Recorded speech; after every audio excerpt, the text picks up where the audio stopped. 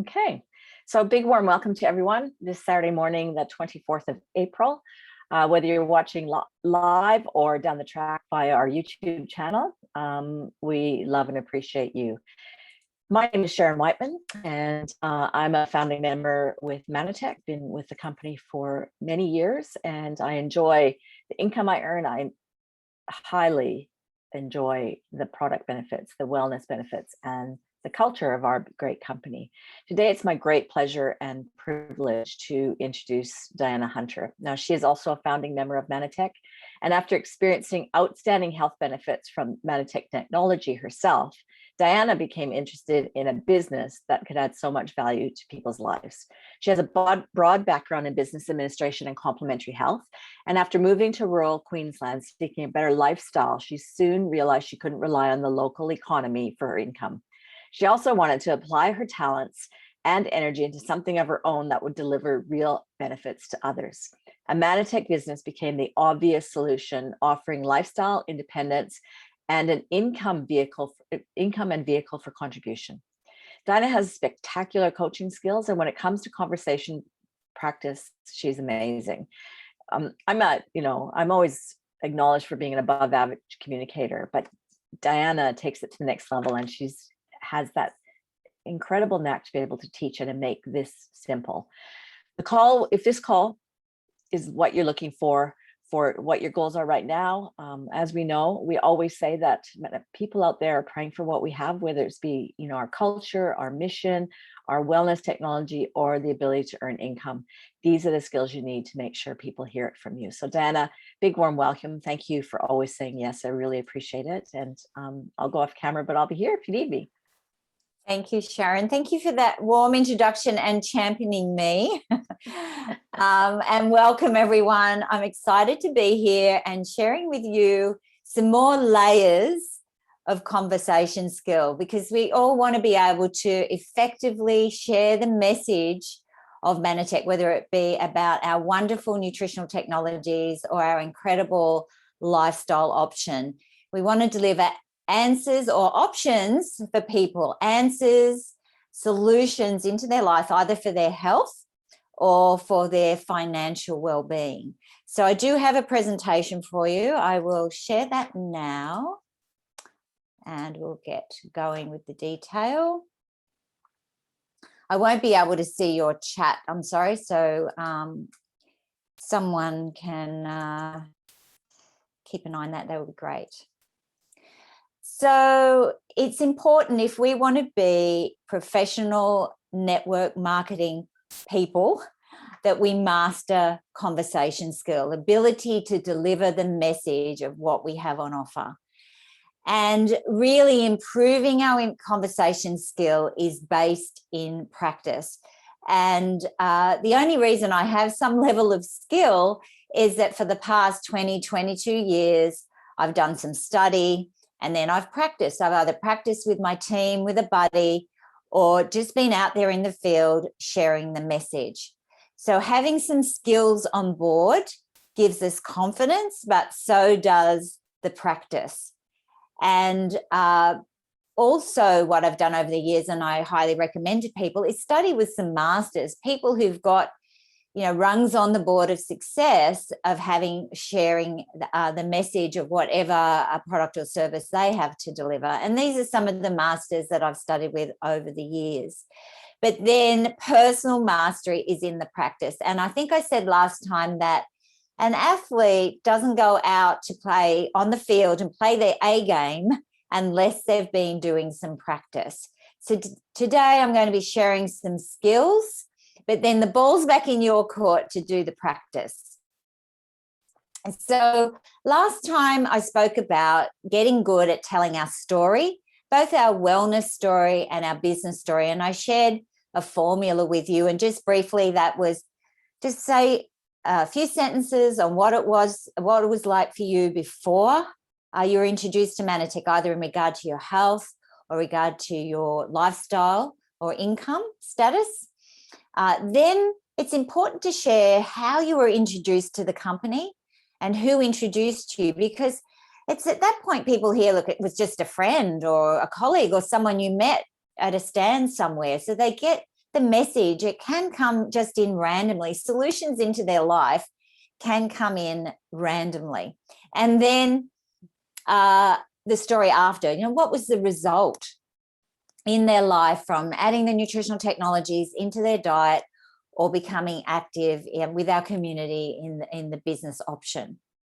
Then I spoke about avoiding using multi-level marketing jargon like upline, crossline, prospect, three-way call. Just use everyday language that isn't going to put people off. They can be relaxed and feel connected with you. My business partner, my colleague, a team member of mine, conference call, things that people can relax and understand. And then it's important to actively listen and ask questions. I'm going to go much deeper into that in these layers of conversation skill today.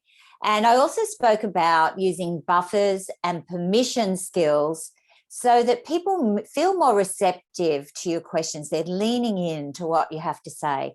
So I'm going to include those, wind those into some of the skills today. So I'm going to be talking about how to build a deeper connection with people, or different kinds of effective question styles that draw people out, that encourage people to share more about themselves with you. How to go about offering the solution that we have in our hands into their lives. How to set up an effective follow-up, because it's important to set the follow-up. Also, an objections formula that I learned from one of the masters there many years ago, and I've used now effectively for all those years. I'm going to cover off on some common objections that all come across our path at some time if we're out there sharing the message. And then we'll have some time for question and answers. Sharon will come back on board, and maybe Gary, and then we can handle any questions and answers that you may have. So just by way of review, in terms of active listening and asking questions, it's important to exercise listening to other people. This is what builds relationship and helps you establish what motivates people. What are their dreams and desires? What are their pain points in their life that they might be needing a solution for? And so rather than be thinking about what am I going to say, just engage with them, ask questions and listen. And this is a formula that's well used, well accepted, and seen to be very successful in the networking industry, and that's FORM. And I did mention this last time. It's an acronym that stands for family, occupation, recreation, and motivation. And these are the life areas that you can engage people in. Just asking them simple questions like, where are you from? Do you have any children? What are their ages? Are they going to school? Where do you live? What do you like about where you live? A little bit about what they do for a living. It's quite a common question, isn't it, in social engagement? What do you do for a living? What do you like about it? Now, what motivated you to do that kind of work? Recreation. What do you do on holidays and weekends? What do you do for fun? What kind of sports do you enjoy? Do you play sport? Are you interested in craft? And it starts to build a picture of what's important to people and what matters to them. And then out of asking these questions, often we'll discover what motivates them, and that's the motivation part. Now, a further twist on this, from one of our community, from Team Davey, they suggested I have a look at this recently, which I did, and I'd highly recommend you look up a video by Richard Blissbrook. It's called Curiosity-Based Prospecting, and he did this in 2015. And this is a bit more of a angle where you could bring the skill of form in there, but it's more about relaxing, just having the mindset of being curious with people, being genuinely interested in building a connection with them, and ask what he calls intuitive questions. What kind of questions do you ask when you're out in, meeting people socially for the first time? Where do you live? It's a really, safe question. People feel confident in. What's your name? What do you do for a living? They're the kind of questions you can lean back back on if you've studied a bit of form and got familiar with that, but you can just relax and bring those questions forward into the conversation. And then the key here, and the key that Richard Blissbrook emphasizes, is when you're asking someone a question, then just stop, be silent, be patient, be very present with people and listen and fully receive them. Our human nature is just to want to tell our story, to be received and to be accepted. And if you're doing that with people, they're going to feel a connection with you and they're going to relax and feel comfortable and safe to share more about what matters to them, what their passions are, and what their pain points are. And that's going to be the natural discovery that happens out of asking these kind of questions, intuitive questions, just natural questions. And then when they've answered that, just ask the next intuitive question. And if you've got a little bit of form under your belt, then, you know, you'll have some of those questions that will just naturally come forward. This is some conversation skill that I have found really helpful over the years. It's to be conscious of using what I'll call effective prefixes to questions. They help deepen the conversation. They help draw people out rather than just giving you a simple yes, no answer. And that's to prefix your questions with the word how or what or where, because it draws out a broader response from people. So these are just some examples for you here. How do you feel about? How do you feel about what the doctors said about your health? How do you feel about the change in work situation that's going on around you? It draws more information out. Now, you mentioned about the pain in your joints and the restriction that's bringing in your life. How long have you been dealing with that? You know, how important is it to you? You said that you'd like to go overseas in the next few years. I know we're all facing some restriction on that right now. How important is it to you that you can get over there and, you know, enjoy overseas?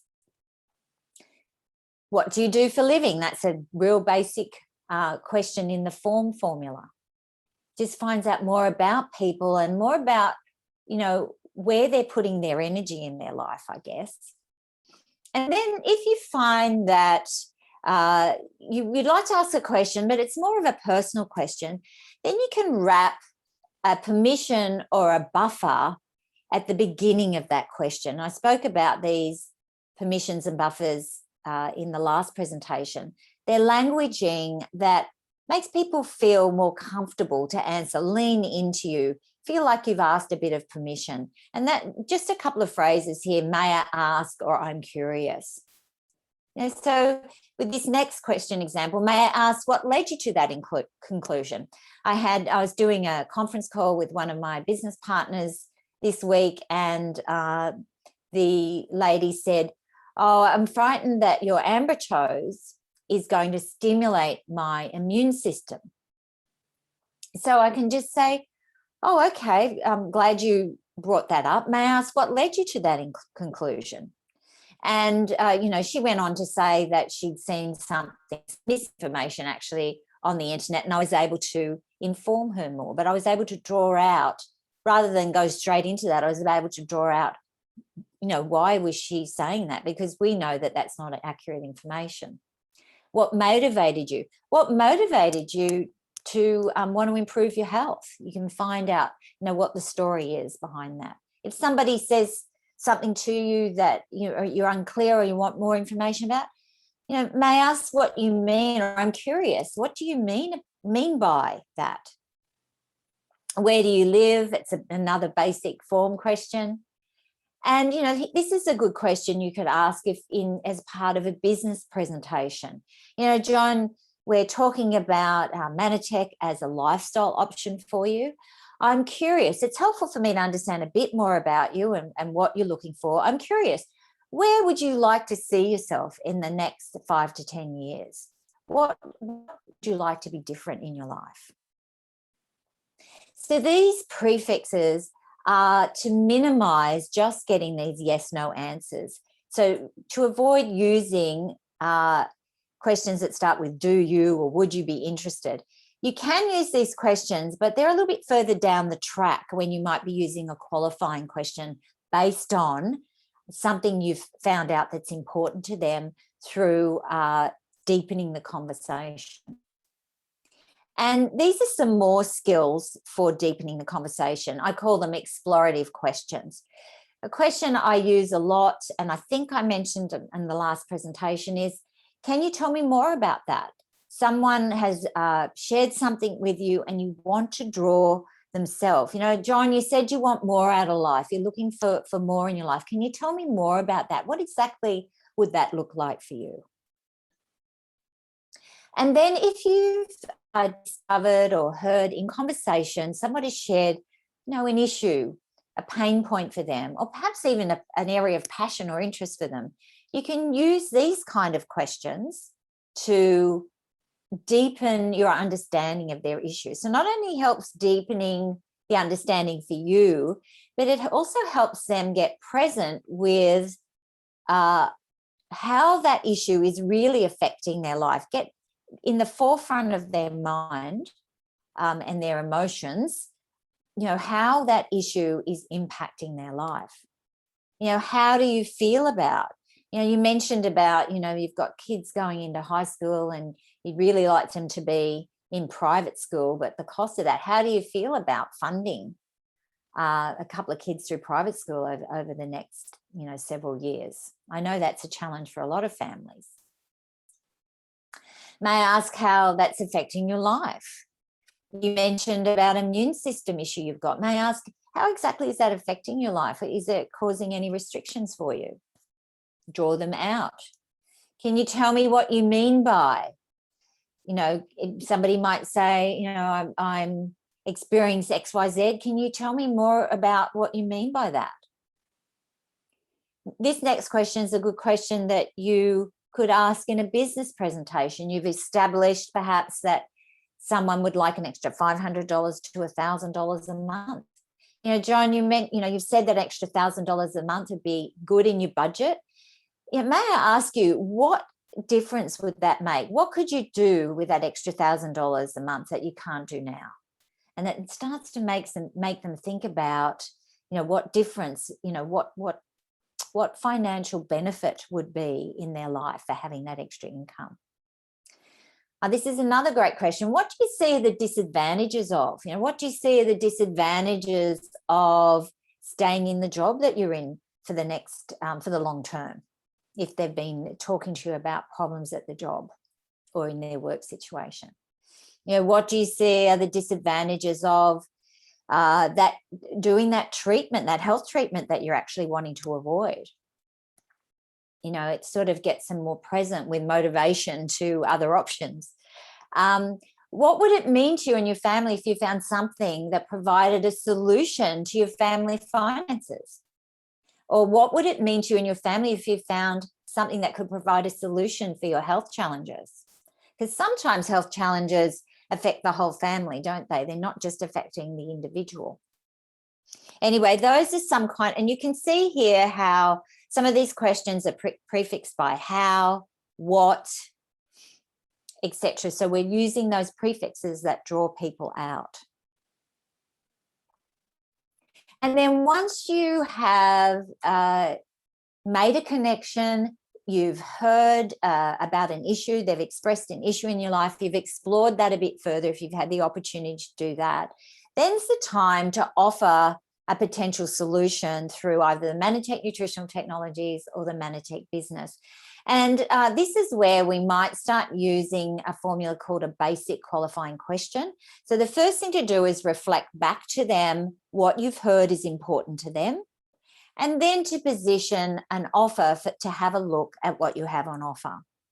So the first one's a wellness type issue. So Mary, you mentioned about the pain in the joints and how that's restricting you. You can't get down on the floor with the grandkids, and I know you really like to do that.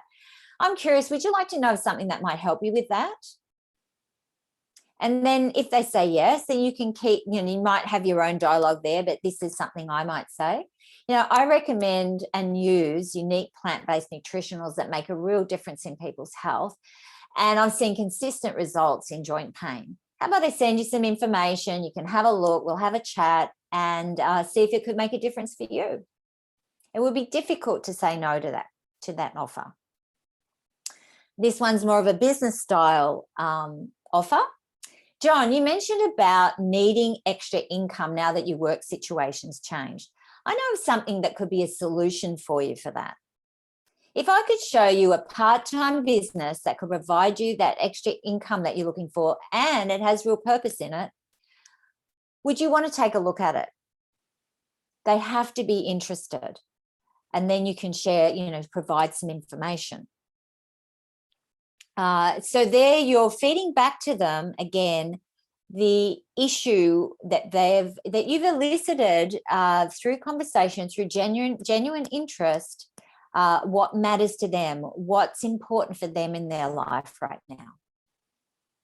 I've added in there and has real purpose to it, but that could be something else. It could be something else that you've discovered about them through conversation. Another one that's very common in our business is women wanting to stay at home with their children. I'm sure many of you can relate to that. I can't see the chat box, so that makes a little bit separate here. But anyway, I'm hoping this is providing some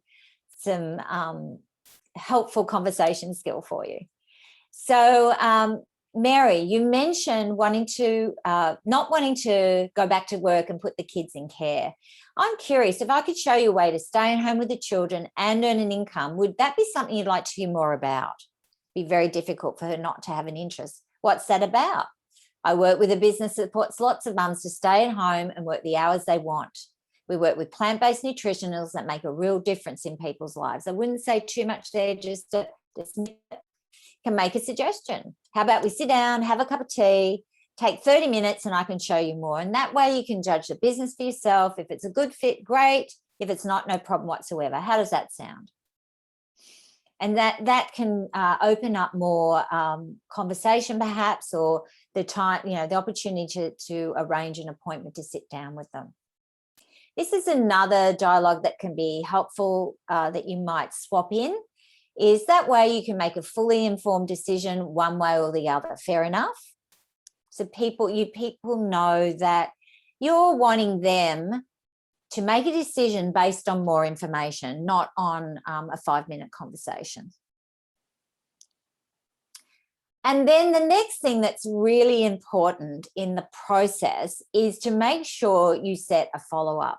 At this stage, you might be just emailing them information or sending them a Zoom call to have a look at, or a recorded presentation. And you want to set up a follow-up. And the purpose of the follow-up is to either establish the solution at that follow-up appointment for someone's problem. If you do that effectively, then you're going to have a sale, right? But sometimes it's just to answer more questions and to set up the next exposure. So don't get too hooked up in at the follow-up appointment, you're going to make that sale, because people will feel that pressure. You want to stay, again, present, curious about what's important to them and committed to delivering the solution.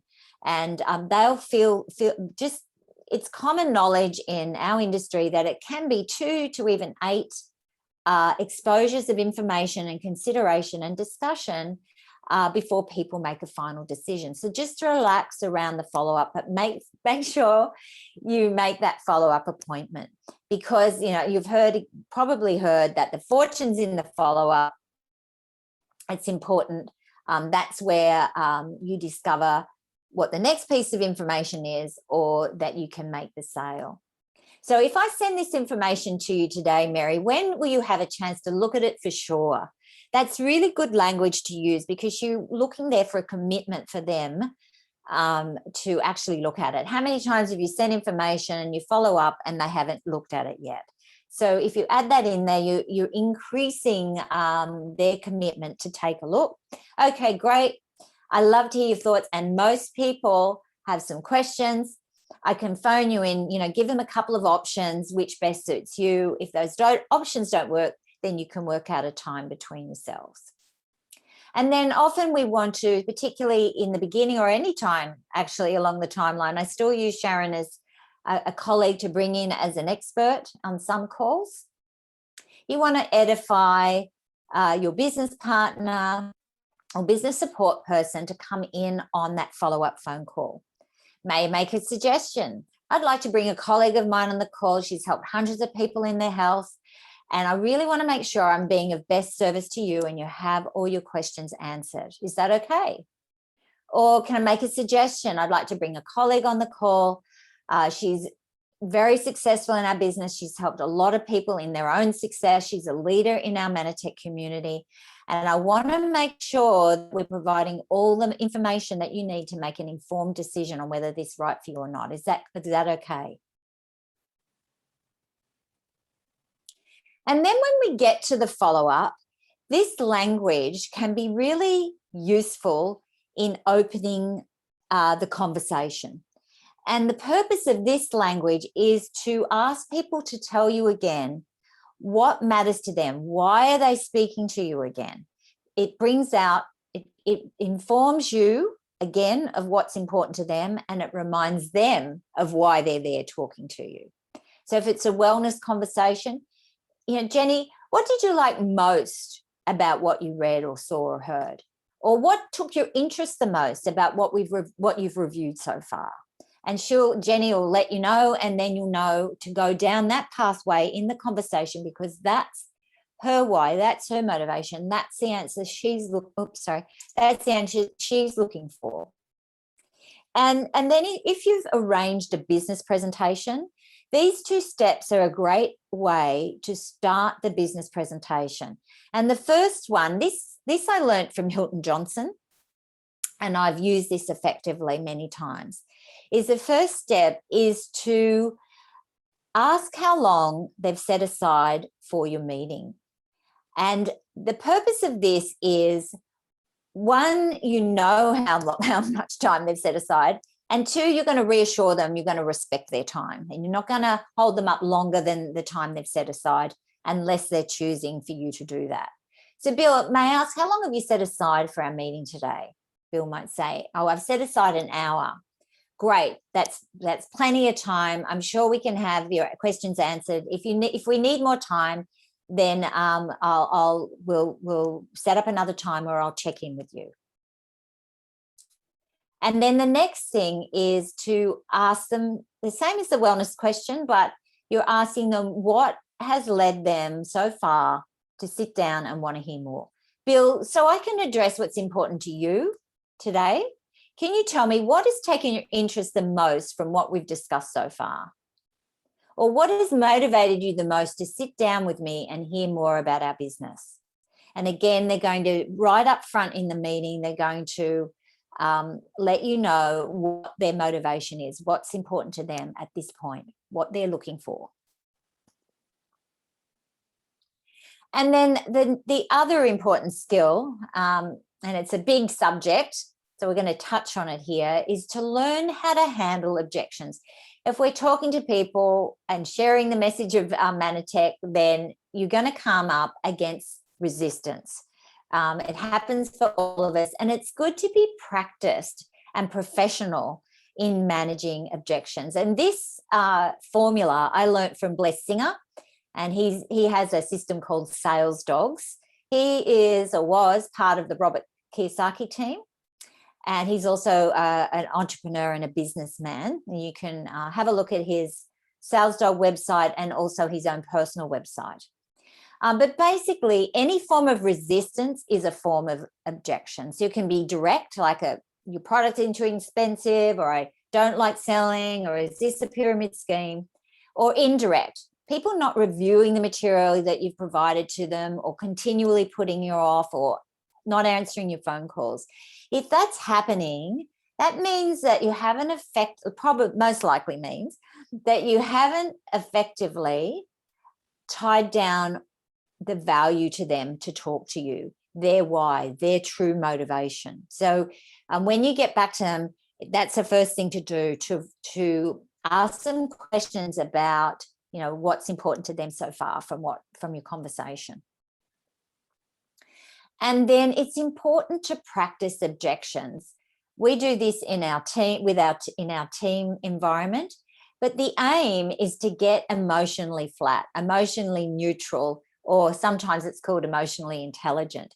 So you can be calm, professional. When people are giving you objections, you can just relax, take a breath, and you've got some dialogue in your mind of how to manage those objections. Now, the formula is that the first step whenever anyone gives you an objection is to acknowledge that objection.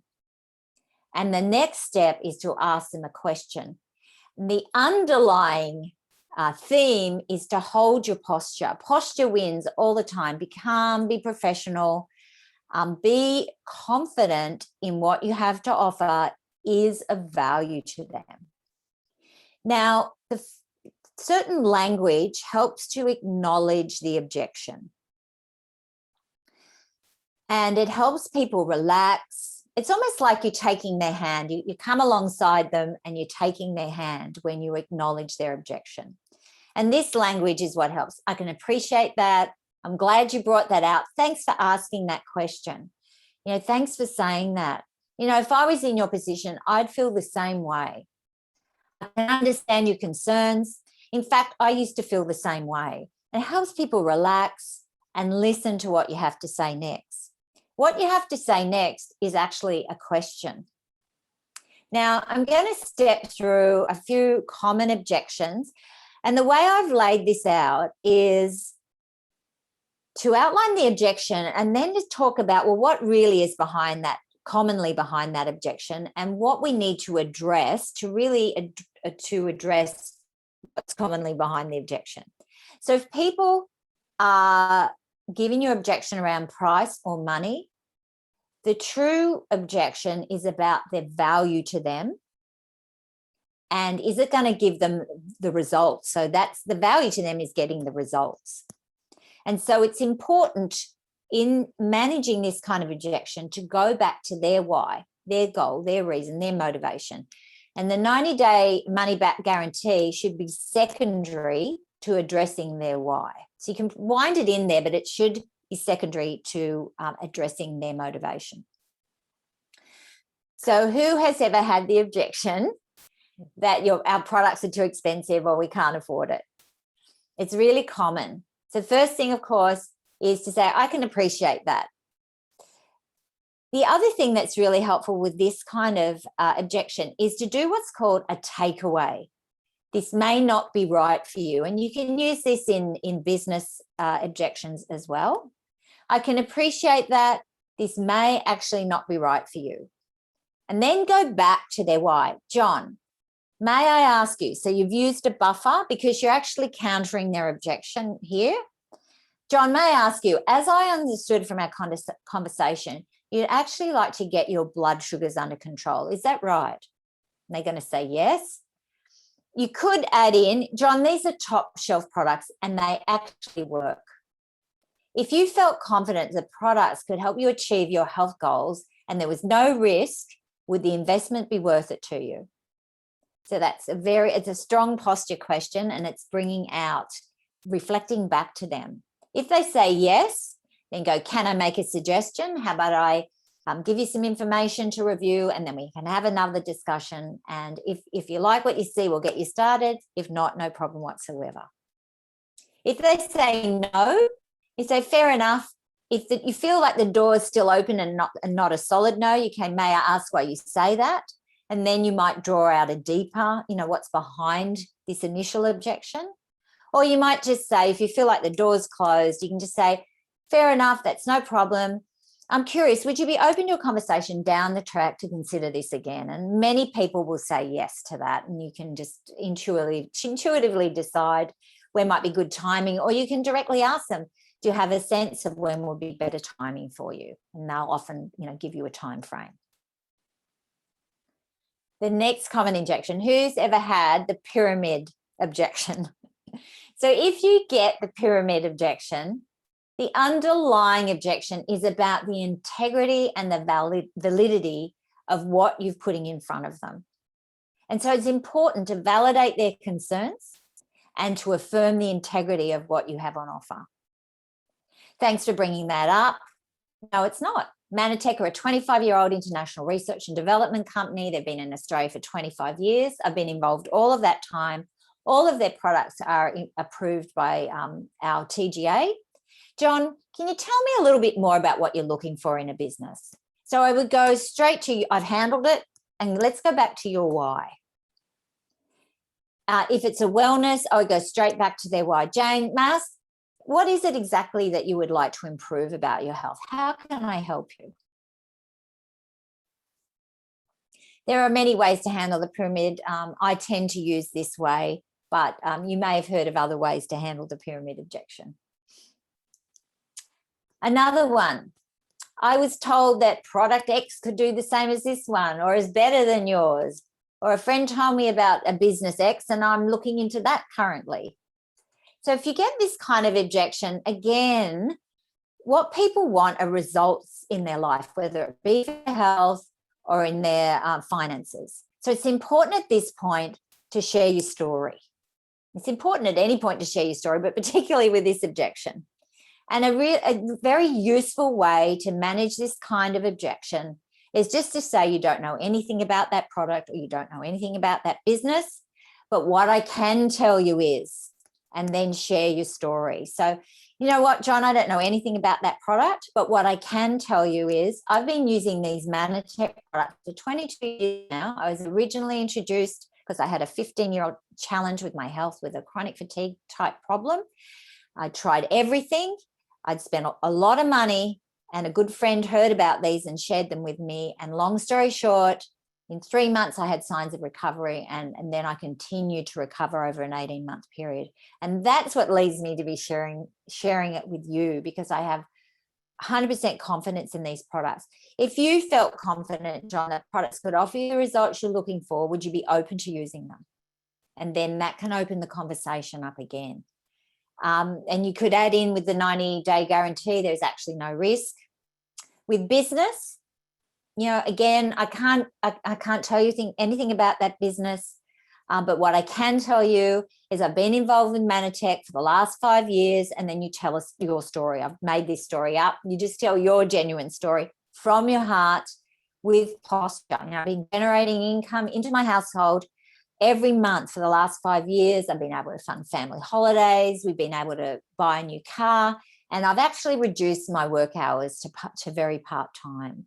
John, if I can demonstrate to you our company can meet your needs, and you might want to reflect what they are, would you be open to spending 30 minutes to have a look? And then time. I haven't got enough time. I'm too busy. The underlying objection here is about, is it worth it? You know, it's about, do I have the capacity? Can I be successful in this?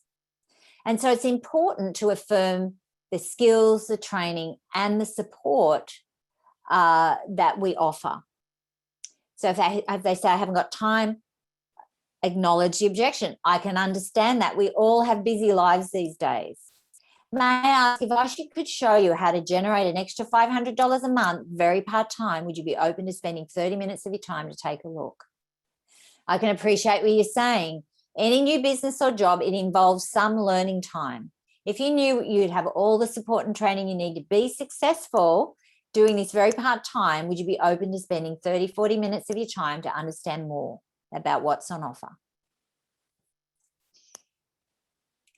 And then, I don't like to sell. Who's ever had that objection? And really what's behind this is fear of being the sales stereotype, and or not having those kind of skills, not having the skills. And as we know, it's about conversation skills. It's just about connecting with people.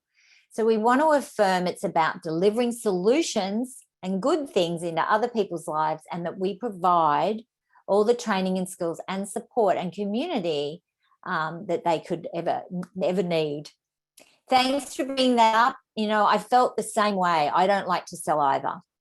I found that this business is more about making a difference in people's lives, whether it be for their health or their lifestyle.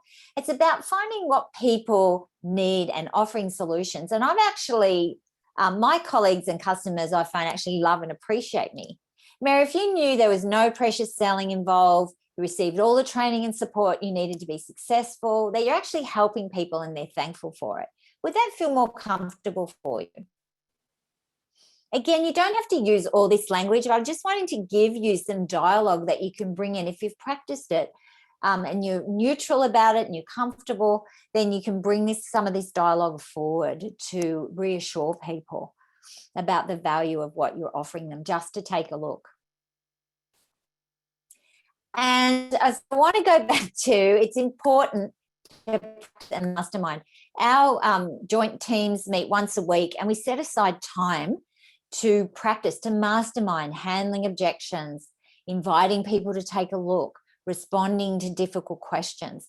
I don't have all the answers. I bumble and fumble and stumble along sometimes. But when you have that group mind to come together, to bring ideas, you can practice dialogue together. And I've seen our team then take that dialogue out and be successful, inviting people to have a look or getting people started on the products or in the business. The other area, and I'm not the expert in this, but I highly recommend, because I've studied it and found tremendous value, is in understanding different personality types, that everybody isn't the same. We're all a little bit different. We all have different kinds of motivations. And some of the experts have discovered that people generally fall into several groups, styles of personality, like 4 or 5 of them. One woman that's done some excellent work in this area is Alison Mooney, and she's written a book called Pressing the Right Buttons, and we've studied some of that material in the Manatech leadership community. She's identified 4 types: powerful, peaceful, precise, and playful. So the powerful is then more interested, just be direct, give me the bottom line. Peaceful are more, their priority interests are in contribution and caring for others. Precise people are interested in the details and the science backed behind our products. Playful personalities are more their priorities are in community and fun and the holidays and the incentives. So when you know this about people and you can identify, then you can position these question skills, what questions to ask them and how to position your questions that is most relevant for the particular personality of the person that you're speaking with. Blair Singer did the sales dogs. He's got the poodle, the pit bull, the retriever, the basset hound, and the chihuahua. And Danny Johnson also has a system called the Pearl, Sapphire, Emerald, and the Ruby. Also out there is the DISC profile, the DISC. And so usually when these are delivered, they're very funny, very entertaining to go and study. So I highly recommend immersing yourself in some of that information as well. And then to study with the masters. Most of my conversation skill has been doing a broad range of study and then applying it in the field, seeing what works. And then I get to share it with you guys, a couple of decades down the track. Big Al Schreider, he did an outstanding presentation at our Australian National Convention back in 2014. And those recordings are in the Manatech Australasia YouTube site online. I recommend listening to both of those and taking your pen and paper with you and taking notes. There's some great conversation skill there. Richard Bliss Brooke, again, go back and listen to his curiosity-based prospecting, but he has other free online training videos, and so does Eric Worry. Manatech have secured him, Manatech International has secured him to do training for our community. He's well respected, and he also has a lot of free online training that you can gather more skill. So I hope that's been added value. I know there's a lot of information there. I know I had pretty busy slides, but I wanted to have it there so you can go back and reference it in for your use, because as I said, mastery is in the practice. So with that, Sharon, I'll stop sharing my screen. I have no idea what the time is. Let me see. How have I gone here? Perfectly. Oh, pretty good. Well done, Dana. Lots and lots of gratitude and thoughts in the chat, as always. And she may have answered all your questions. Is there anybody that we can help anything with today as we close out our time together?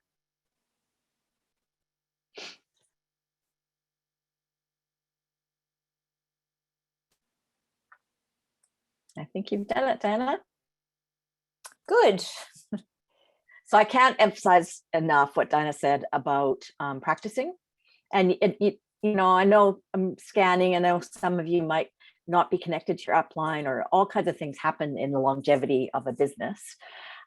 So find anybody. You could find a family member to practice on. Will you help me? I just want to be the best I can at this. And then get them to feed back to you how they feel about your conversation. Like get that feedback and be in the energy of being a learner, even though I know I had to get comfortable with that. I had there's a lot of skills to learn in being successful in our business, and quite a few of them involve personal development. So, where were we talking? I think it was a couple of weeks ago. Anyway, we're all better people because of being part of Manatech. I know I'm a much better person for everything I've learned through wanting to do the best I can be in this company on all levels. So, Diana, so much. Toy bear sitting on the couch. Yeah, that's right, Bev. We have used It's such a good point. It's such a good point, Bev, because people say, "Oh, you're a good presenter," but I practice. I don't just come on here and I do practice, and I practice with the dog. My dog's very well versed in Manatech. Because when I'm out in the field, I want to be, relaxed posture and deliver from a place of being connected. Well, you can absolutely tell that it just flows, and like that you've done that a million times, and that's what it takes. I wasn't perfect. I still shudder a bit at my entry into this profession, and I'm so glad that we have this really professional training available to us from the start. The only people that pressure people is because they haven't had enough training, and doing this kind of training elevates our profession. So thank you, everybody. Next week it's me. We're talking about business and residual income, really about the why behind the benefits, really, of being able to have, even as a side gig or a part-time business, something on the side. So have a fabulous weekend. We appreciate you. Thank you so much for being here as always. And we'll see you next week. Have a great weekend, everyone. Bye. Thanks, everyone.